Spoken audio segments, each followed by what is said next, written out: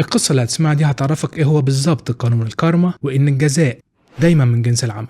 سنة 1896 اتجوزت الفرنسية الحسناء جين بشخص ثري اسمه نيكولاس. جين ما كانش ليها أي نشاطات وما كانتش بتعمل أي حاجة في يومها غير إنها بتلعب رياضة وبتقعد مع أسرتها. بعد ما توفت أسرتها بالكامل قعدت جين عايشة وحيدة في شقتها. سنة 1965 وبعد احتفال جين بعيد ميلادها ال90 قرر محامي استغلالي اسمه أندريه فرانسوا إنه يروح يزورها في بيتها، وعرض عليها عقد مريب شوية بإنه يشتري شقتها اللي هي عايشة فيها مقابل قسط شهري قيمته 2500 فرنك، والقسط ده هيفضل يدفعه لها مدى الحياة، وإن جين هتفضل عايشة في الشقة دي زي ما هي، لكن في حالة وفاتها هتنتقل ملكيتها ليه. على طول وافقت جين بالعرض ده، خصوصا إنه هيدخل لها مصدر دخل تعيش منه، ده غير إنها وحيدة وملهاش ورث، والأيام اللي باقيه لها في الحياة قليلين. فمضت العقد مع المحامي اللي كان كل خطته إنه لما يدفع في شقة زي دي 3-4 أقساط وبعدها الست الكبيرة دي تتكل على الله، الشقة دي هتكون ليه قبل حتى ما يدفع ربع ثمنها. لكن خطته الخبيثة دي ما ظبطتش زي ما كان مخطط لها، وده لأن جين ربنا طول في عمرها وعاشت بعدها فترة طويلة، فترة كلفت المحامي أكتر من ضعف سعر الشقة الحقيقي. سنة 1995 مات المحامي وعمره 77 سنة. أما جين فكانت بتحتفل بعيد ميلادها ال120